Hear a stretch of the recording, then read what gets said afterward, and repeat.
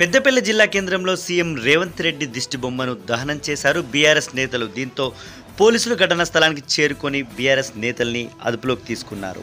పెద్దపల్లి జిల్లా కేంద్రంలోని బస్టాండ్ ఆవరణలో గురువారం రోజున సీఎం రేవంత్ రెడ్డి దిష్టి బొమ్మను బీఆర్ఎస్ నేతలు దహనం చేశారు.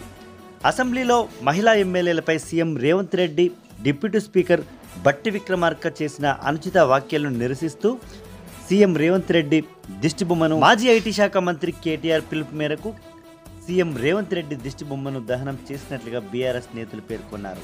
ఘటనా స్థలానికి చేరుకున్న పోలీసులు బీఆర్ఎస్ నేతల్ని అదుపులోకి తీసుకున్నారు.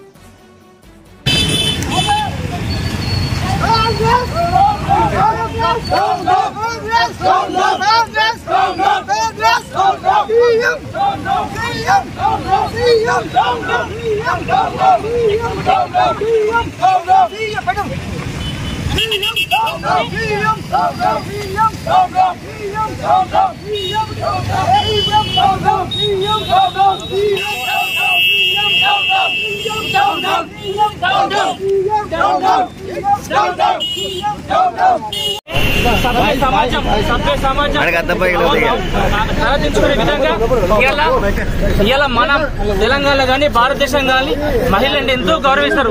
అటువంటి మహిళలను అనుచిత వాక్యాలు, ఎందుకంటే నీ ఏ ముఖం పెట్టుకొని నీకు ఇంకా సిగ్గులేదా అని ఒక అనుచిత వ్యాఖ్యలు చేసిన సీఎం రేవంత్ రెడ్డి, అదేవిధంగా డిప్యూటీ సీఎం అయిన బట్టి విక్రమార్క గారు వెంటనే బేషరతుగా చెప్పాలి.